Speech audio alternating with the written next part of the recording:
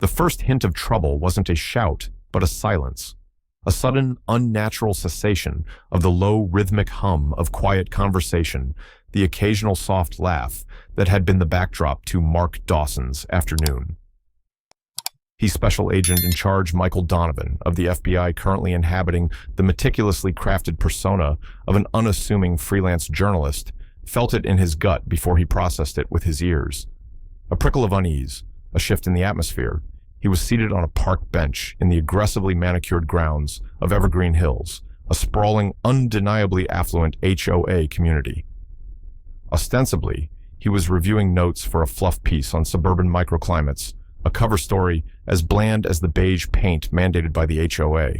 His actual purpose was far more clandestine, far more dangerous. Before him, gathered peacefully under the dappled shade of a large ancient oak tree, was a small group of about a dozen individuals, mostly men, some bearing the visible scars of service, wheelchairs, canes, the telltale stiffness of old hard-won injuries. A small, respectfully displayed American flag stood furled on a portable stand beside them, a quiet testament to their shared past. They were, he knew from weeks of discreet peripheral observation, a group of disabled veterans. Residents of Evergreen Hills and neighboring communities, they met weekly for coffee, for camaraderie, for the simple, vital human connection of mutual support. Suddenly, the carefully cultivated tranquility of the scene was not just shattered, it was obliterated. 3 gleaming black SUVs, their tinted windows reflecting the bright afternoon sun, like obsidian mirrors, screeched to a jarring, aggressive halt on the adjacent pristine access road. Evergreen Hills Community Patrol was emblazoned in stark gold lettering on their sides. 6 men clad in intimidating black tactical-style uniforms, complete with heavy duty belts bearing holstered sidearms, batons, and what looked suspiciously like large pepper spray canisters, emerged with a practiced, almost military precision. They fanned out their movements deliberately, ostentatiously, aggressive, their expressions uniformly grim, almost predatory. They were led by a burly, imposing individual with a shaved head that gleamed in the sun and a thick, handlebar mustache that seemed to bristle with belligerence. A man Donovan recognized from his surveillance files as Hank Brody, the self-styled swaggering chief of Victoria Radcliffe's increasingly powerful private security force. Brody and his armed men began to deliberately, menacingly, and with a chilling efficiency, surround the small, startled group of veterans. The central chilling question leaped fully formed and burning into Donovan's mind, eclipsing for a moment his primary critical mission. Why in God's name was a peaceful assembly of disabled American veterans being confronted with such an overwhelming, overtly hostile, and heavily armed show of force in the middle of a sun-drenched suburban Saturday afternoon? A cold, familiar anger, one he usually kept tightly leashed, began to stir deep within him. This wasn't just an abuse of power. This felt like a desecration. Special Agent in Charge. Michael Donovan, known in the rarefied high-stakes circles of federal law enforcement as a brilliant, almost preternaturally calm strategist and a decisive, unyielding commander, was in Evergreen Hills, for reasons far removed from the petty tyrannies of HOA politics. His undercover persona as Mark Dawson, the quiet, observant, slightly nerdy writer, provided him the perfect, almost invisible, low-profile cover. He was engaged in a long-term, highly sensitive, and potentially explosive surveillance operation, targeting a key high-level figure in an international money laundering ring. A figure who, unfortunately for Donovan's peace of mind and operational simplicity, resided within this very bastion of manicured lawns, ironclad rules, and suffocating conformity. Evergreen Hills was governed with an iron fist in a velvet glove, though the velvet was increasingly threadbare, revealing the steel beneath by its formidable HOA president, Ms. Victoria Radcliffe. She was a woman whose considerable, almost obscene wealth was matched only by her obsessive pathological need for absolute control and her unshakable, almost messianic belief in her own infallibility. She viewed any deviation from her narrowly defined, rigidly enforced vision of a perfect community, a silent, sterile, aesthetically uniform, and above all, relentlessly exclusive enclave, not just as an infraction, but as a personal affront, a direct challenge to her authority and a clear and present threat to property values. The veterans group, Donovan had learned through incidental observation and snippets of local gossip, picked up while maintaining his cover, had recently become her newest, most irritating fixation. They were led informally by retired Army Sergeant Frank Miller, a man who had lost both legs in an IED blast in Afghanistan. Miller possessed an indomitable spirit, a quiet, unwavering dignity, and a refusal to be intimidated that seemed to particularly intensely irritate Ms. Radcliffe. Their weekly gatherings were by all objective measures peaceful, respectful, and entirely unobtrusive. They met, they talked, they drank coffee, they offered each other the unique solace of shared experience. Yet to Victoria Radcliffe they represented an unseemly element, a visible, unwelcome reminder of a world beyond her gilded, hermetically sealed cage. A world of sacrifice, of pain, of untidiness that she found distasteful and somehow profoundly threatening to her carefully curated illusion of suburban perfection. Donovan had seen her watching them from her mansion's balcony, her expression a mixture of disdain and something akin to fear. The inciting incident, the first overt public shot in Victoria Radcliffe's escalating campaign against the veterans, had occurred at the previous month's HOA board meeting. Donovan, in his Mark Dawson guise, had attended, as he occasionally did, to maintain his cover-gather atmospheric intelligence and observe the intricate, often bizarre power dynamics of the community. It was all part of blending in. Victoria Radcliffe, resplendent in a severe but exquisitely tailored Chanel suit and a cascade of pearls, had addressed the issue of the veterans' gatherings with a voice dripping with thinly veiled, icy contempt. Esteemed board members, and of course our valued residents. She'd begun her smile, as cold and polished as the marble floors of her palatial home. It has come to my attention with some considerable concern that a certain group has been regularly congregating in our community park areas without prior formal authorization. She'd paused her gaze, sweeping the room, daring anyone to challenge her. While we are, of course, a compassionate and supportive community, she continued the lie so blatant it was almost breathtaking. These unauthorized assemblies present significant security concerns and frankly disrupt the aesthetic tranquility and serene atmosphere that we all cherish and indeed pay handsomely for. She then proceeded with a chillingly detached and manipulative rhetoric to frame their peaceful, quiet meetings as loitering, potential disturbances, and a source of unease and discomfort for other unnamed residents. She subtly, insidiously implied that their very presence, their visible disabilities were somehow undesirable, unseemly, and detrimental to Evergreen Hill's exclusive brand.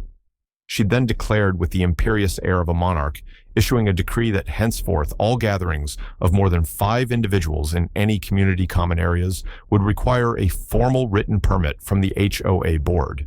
A permit that she, as president with ultimate veto power, clearly had no intention whatsoever of granting to Sergeant Miller's group.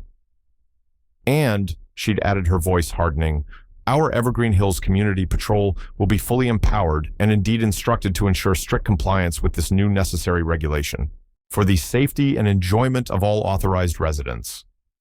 Sergeant Miller, who was present at the meeting, his wheelchair positioned quietly at the back of the room, had attempted to calmly, respectfully explain the nature of their gatherings, their constitutional right to peacefully assemble, and their status as dues-paying residents, or the invited legitimate guests of residents. He spoke of camaraderie, of shared healing, of the simple need for fellowship among those who had sacrificed so much. Radcliffe had cut him off mid-sentence with a dismissive, imperious wave of her hand, a gesture of utter contempt. Rules are rules, Sergeant Miller, she'd said, her voice like chipped ice. And in Evergreen Hills, my rules are paramount. There will be no exceptions. You would do well to remember that. Something. Donovan had noted the entire exchange, the blatant, breathtaking authoritarianism, the undisguised disdain, and the quiet, dignified fury that had momentarily flashed in Sergeant Miller's usually calm eyes. He'd filed it away, another piece of the complex puzzle of this community, another example of Victoria Radcliffe's increasingly tyrannical, almost unhinged behavior. It had also uncomfortably reminded him of the very extremists his primary mission was targeting, individuals who believed their ideology superseded all laws, all decency. The parallels were disturbing. In the weeks that followed that acrimonious HOA meeting, Victoria Radcliffe escalated her efforts to harass, intimidate, and ultimately disperse the veterans group. Subtle, insidious acts of coercion began a campaign of petty psychological warfare. The specific park benches the veterans favored, the ones under the shade of the old oak tree, were suddenly inexplicably removed for urgent refurbishment with no timeline given for their return. Sprinkler systems in that particular area of the park would malfunction with uncanny precision, turning on precisely during their usual Saturday morning meeting times, soaking the ground and anyone unfortunate enough to be sitting there. Private HOA event, no public access today signs would mysteriously appear staked into the grass on the mornings of their planned gatherings, only to be quietly removed later that day after the veterans had been forced to find an alternative, less suitable location. When the veterans with quiet, stubborn determination simply shifted their meeting spot to another pleasant shaded area within the extensive community parklands, Radcliffe's tactics became more overt, more aggressive. She dispatched Hank Brody and his unarmed day shift patrolmen, less intimidating than the evening crew, but still an unwelcome uniformed presence, to issue officious verbal warnings. These warnings were for unauthorized assembly, for trespassing on common HOA property, a ludicrous accusation given that many of the veterans were themselves dues-paying residents of Evergreen Hills with every legal right to use the common areas, and for creating a potential disturbance. The veterans, to their immense credit, remained calm and respectful throughout these provocations. They refused to be baited into an argument or an altercation, but the constant harassment, the feeling of being watched, of being unwelcome in their own community or the community of their friends, was clearly taking a toll.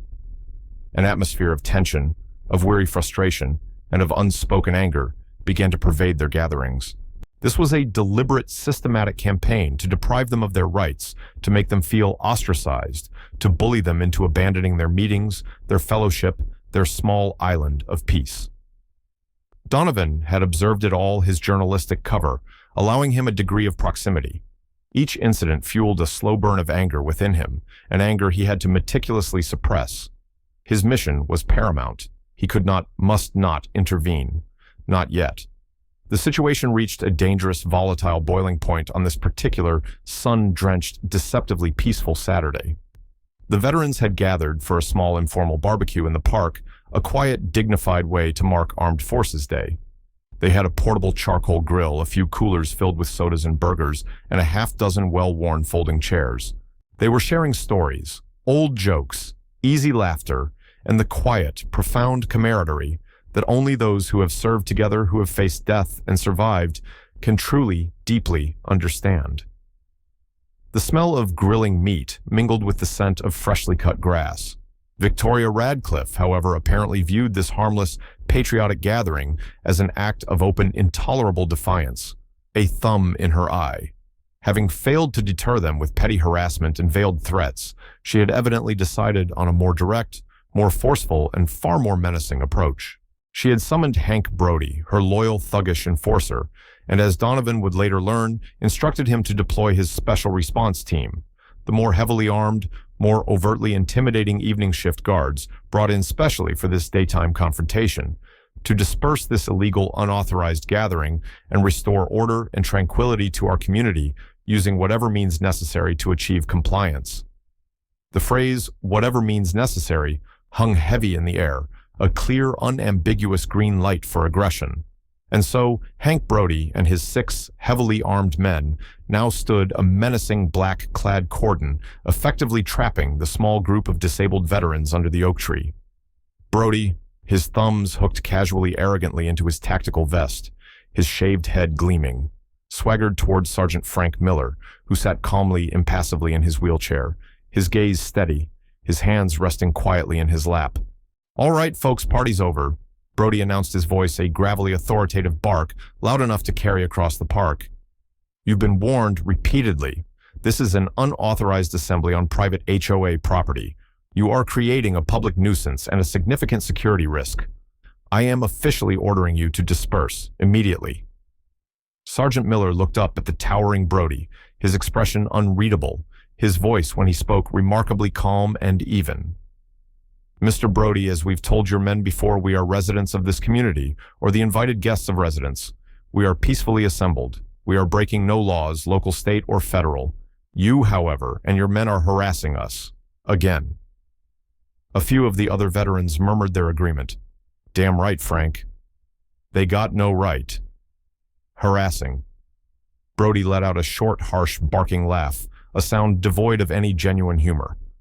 I'm enforcing HOA regulations, Sergeant, by direct explicit order of President Victoria Radcliffe. Now, are you going to pack up your little picnic and leave peacefully, or are my men going to have to help you leave? He gestured pointedly towards his men, who, as if on cue, took a collective menacing step forward, their boots crunching on the grass. One of them, a particularly large, thuggish-looking individual, ostentatiously deliberately unsnapped the retaining strap on his holstered sidearm, his eyes fixed on the veterans with a look of cold challenge. The threat was palpable, the intimidation blatant, the air crackling with a dangerous, unspoken tension. Several of the veterans, visibly older and frailer, looked deeply unsettled, their faces paling. One man, leaning heavily on two canes, began to tremble slightly. Another, missing an arm, instinctively moved to shield an elderly comrade. This was escalating, fast and dangerously. Donovan felt his own pulse quicken. His training screamed at him to remain detached, to observe, to protect his cover at all costs. His primary target was in this community. Any overt action could compromise months, years of painstaking work. But the sight before him, armed men posturing like stormtroopers menacing disabled American veterans over a fucking barbecue, ignited a fury that burned through his carefully constructed professional detachment. There were lines, and these thugs on Radcliffe's orders had just crossed a very bright, very red one. It was at this precise, volatile moment that Mark Dawson, the quiet, bespectacled freelance journalist, rose calmly from his park bench and began to walk with an unhurried, almost leisurely pace towards the simmering confrontation. He'd been discreetly, almost invisibly, recording the entire interaction on his high-resolution smartphone, the lens peeking out from a specially modified newspaper he'd been reading. "Excuse me, Mr. Brody." Donovan's voice was quiet, polite, almost deferential, yet it somehow managed to cut through the tense, charged standoff with an unexpected, almost startling authority.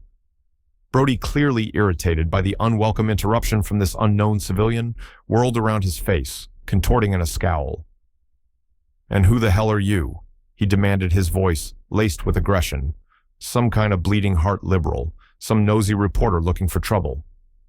This ain't your concern, pal. This is official Evergreen Hills HOA business. Butt out before you get yourself seriously hurt or arrested for interfering. Donovan stopped a few feet away, his demeanor utterly calm, almost serene.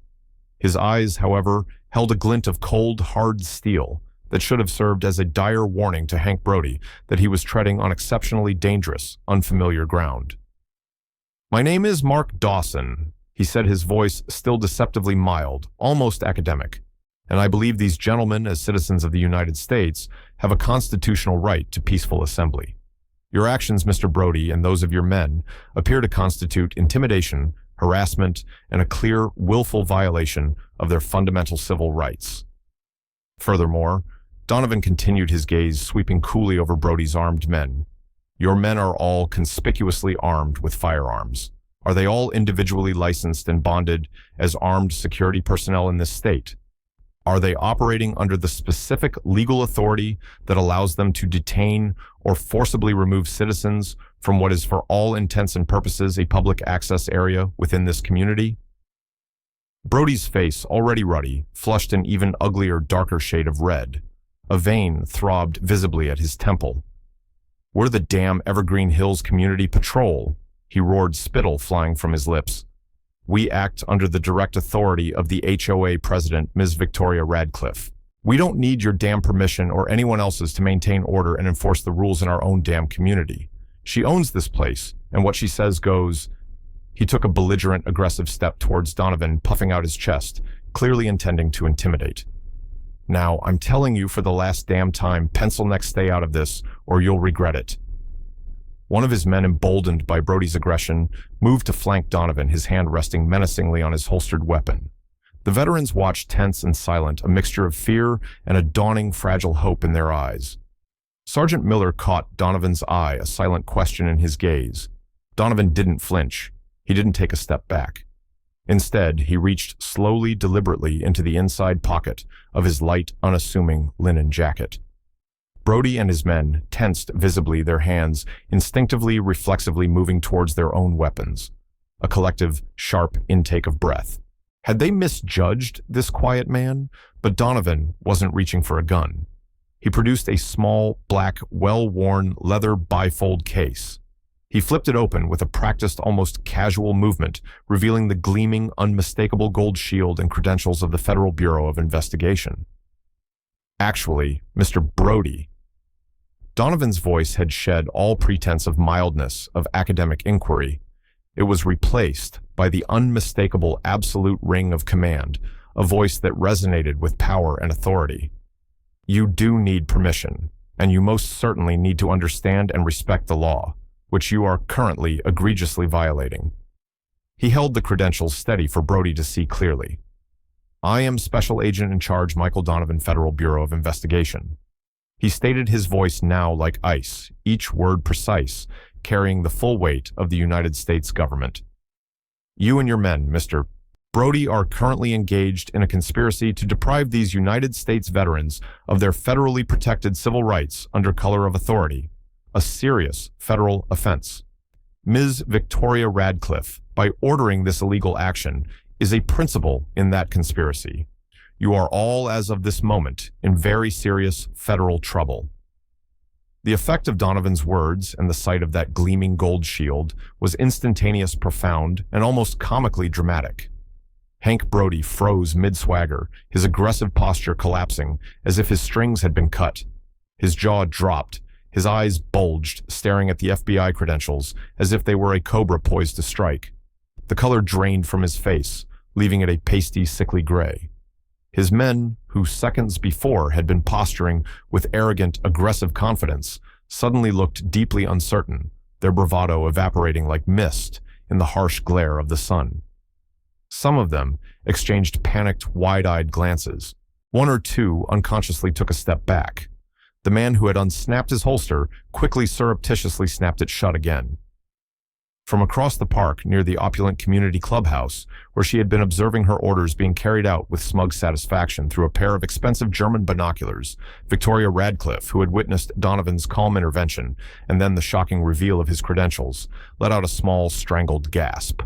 Her perfectly composed, imperious face contorted in an expression of utter horrified shock and dawning, sickening comprehension.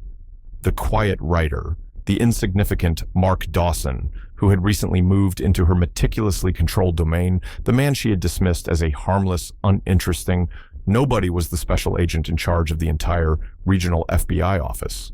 Her carefully orchestrated, ruthlessly executed campaign of intimidation against the veterans, her arrogant assertion of absolute power, had just collided head-on with catastrophic force, with the full, unyielding weight of federal law enforcement.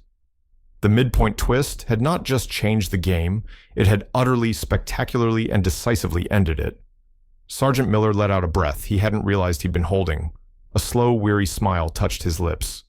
Well, I'll be damned. One of the other veterans whispered, his voice filled with awe. The cavalry did arrive. Within mere minutes, a scene of almost surreal, quiet professionalism unfolded, replacing the earlier tension and threatened violence. Donovan, his voice crisp, calm, and authoritative on his secure federal communication line, had already mobilized a significant multi-agency law enforcement response before he even approached Brody. The first to arrive, their sirens muted until the last moment, were marked units from the Somerton County Sheriff's Department. Their deputies, clearly and urgently briefed by their dispatch, were visibly deferential to the SAC on scene, their expressions a mixture of surprise and respect. They were followed with impressive, almost startling speed by a contingent of FBI agents in their telltale dark suits and unmarked government vehicles, a sight that sent ripples of stunned disbelief and excited murmurs through the ordinarily placid, insular Evergreen Hills community. Hank Brody and his 6 heavily armed community patrolmen were swiftly, systematically, and without incident disarmed. Their weapons, tactical vests, and other accoutrements of authority were carefully collected and tagged as evidence. Then one by one they were handcuffed, read their Miranda rights in clear, firm tones, and placed in the back of waiting sheriff's patrol cars. Their earlier bluster and arrogance had entirely vanished, replaced by a sullen, fearful, and palpably shocked silence. Some were trembling. Victoria Radcliffe, who after her initial paralysis had initially tried to approach Donovan, her voice high-pitched and bordering on hysterical sputtering about terrible misunderstandings, her deep concern for community safety, and overzealous employees, was met with a look from Donovan so glacial, so utterly devoid of sympathy or patience, it stopped her dead in her tracks. Ms. Radcliffe, special agent in charge. Donovan stated, his voice flat, devoid of any discernible emotion. You are being detained at this time for questioning in connection with serious federal offenses, including conspiracy to violate civil rights. I strongly advise you to remain silent until you have consulted with an attorney. She too, the hitherto untouchable queen of Evergreen Hills, was then escorted, her face ash in her expensive suit, suddenly looking rumpled and out of place, to a waiting unmarked federal vehicle. Her carefully constructed world of absolute unquestioned authority was visibly collapsing around her in ruins. She kept muttering, "This is a mistake, a terrible mistake. I am a respected member of this community. I donate to... Her voice trailed off as the car door closed with a decisive, final-sounding thud. The veterans who had watched these astonishing, almost unbelievable developments unfold with a mixture of profound shock, immense relief, and no small amount of grim, quiet satisfaction were treated with the utmost courtesy and professional respect by the arriving FBI agents. Sergeant Frank Miller, his composure fully intact, though his eyes shone with an emotion Donovan couldn't quite decipher, perhaps vindication, perhaps just weariness, provided Donovan with a concise, factual account of the months of harassment and intimidation they had endured at the hands of Radcliffe and her private army. Other veterans, now feeling safe and empowered to speak, offered their own corroborating statements, their voices sometimes trembling with emotion, sometimes hard with anger, as they recounted the petty cruelties and the escalating aggression. The park, which mere moments before had been a stage for blatant intimidation and threatened violence, was now a major federal crime scene, cordoned off with yellow FBI tape, a stark, visible testament to the swift and decisive intervention triggered by the Bureau's man on the inside. Residents of Evergreen Hills, drawn by the unprecedented commotion, the sight of multiple law enforcement vehicles, and the irresistible pull of unfolding drama, gathered at a respectful distance, their faces reflecting a kaleidoscope of emotions: fear, confusion, morbid curiosity, and for some, those who had long chafed silently under Radcliffe's tyrannical obsessive rule, a dawning, almost giddy sense of liberation. "Can you believe it?" one resident whispered to another. "Victoria Radcliffe arrested by the FBI." "Serves her right," the other replied with feeling. "She's been acting like a dictator for years. Those poor veterans." The aftermath was a whirlwind of legal proceedings, intense media scrutiny, and profound public repercussion. Victoria Radcliffe and Hank Brody, along with his 6 guards, faced a battery of serious federal charges, including conspiracy to deprive individuals of their civil rights, under color of law, witness intimidation stemming from their prior pattern of harassment against the veterans, designed to prevent them from assembling, and in the case of Brody's men, various federal and state firearms violations related to their licensing training and the legality of their deployment as an armed security force by a homeowners association. The interrogations conducted by seasoned FBI agents were revealing. Victoria Radcliffe, stripped of her power, her arrogance, and her entourage of sycophants, initially attempted to minimize her role to shift blame. She claimed Brody had misunderstood her instructions and overstepped his authority. This lie was quickly comprehensively disproven by her own meticulously documented written directives, to Brody recovered from her office computer, and by Brody's own resentful, bitter, and entirely self-serving testimony that he was just following the president's explicit orders to get rid of them no matter what it takes. Brody, it turned out, had also kept his own secret recordings of some of his more inflammatory conversations with Radcliffe Insurance against just such a betrayal. These recordings were a prosecutor's dream. The media descended upon Evergreen Hills like a swarm of locusts. FBI busts, HOA tyrants plot, armed guards threatened disabled veterans, blared sensational headlines across the nation and even internationally. The story ignited a firestorm of public outrage, galvanizing veterans organizations, civil liberties groups, disability advocates, and ordinary citizens, horrified by the abuse of power and the blatant disrespect shown to those who had served their country. The spotlight on HOA abuses, particularly the unchecked, often autocratic power of some HOA boards, and their increasingly common deployment of private, sometimes heavily armed security forces, became intense, sustained, and deeply unforgiving. SAC Michael Donovan's undercover role, while initially kept carefully under wraps to protect his ongoing primary investigation, was eventually strategically acknowledged by the Bureau.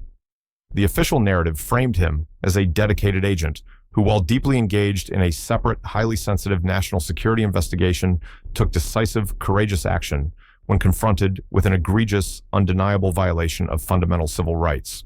His primary surveillance target, the international money launderer, thankfully was not directly implicated in Radcliffe's sordid scheme, allowing that critical long-term operation to continue, albeit with heightened caution and recalibrated security protocols for Donovan. The Radcliffe affair, however, had an unexpected and not entirely unwelcome side effect on his primary mission. The intense law enforcement scrutiny now focused on Evergreen Hills made it a far less comfortable, far less secure operating environment for his target potentially flushing him out or forcing a mistake. Donovan filed that possibility away for future exploitation. The legal process was inexorable grinding and ultimately just. Victoria Radcliffe and Hank Brody were convicted on multiple federal counts. Radcliffe, despite her immense wealth, her army of high-priced lawyers, and her desperate attempts to portray herself as a misunderstood pillar of the community, received a significant multi-year federal prison sentence. It was a stunning, ignominious fall from grace for the once untouchable, omnipotent queen of Evergreen Hills. Her vast personal assets were subjected to substantial liens to cover hefty federal fines and to contribute significantly to a compensation fund established for the veterans whose rights her actions had so egregiously violated. Brody and his men also received prison sentences, their careers in private security, such as they were permanently, irrevocably over. The Evergreen Hills Community Patrol as an entity was immediately disbanded by federal court order, its license to operate permanently revoked. The incident served as a stark national warning to other HOAs about the limits of their authority and the severe consequences of overreach. The Evergreen Hills incident, the Battle of the Barbecue, as some wags in the press had dubbed it, became a powerful, undeniable catalyst for national reform. Congressional hearings were convened, and Special Agent in Charge Michael Donovan himself, at the request of the Senate Judiciary Committee, provided expert, compelling testimony on the dangers of unregulated HOA power, the misuse of private security forces, and the specific vulnerabilities faced by veterans and disabled individuals in such communities. New federal legislation, informally and then officially dubbed the Veterans Bill of Rights for Community Living, was drafted, debated, and eventually passed with overwhelming bipartisan support. It established clear, unambiguous national standards limiting the authority of HOAs to restrict peaceful assembly and other constitutional rights in common areas.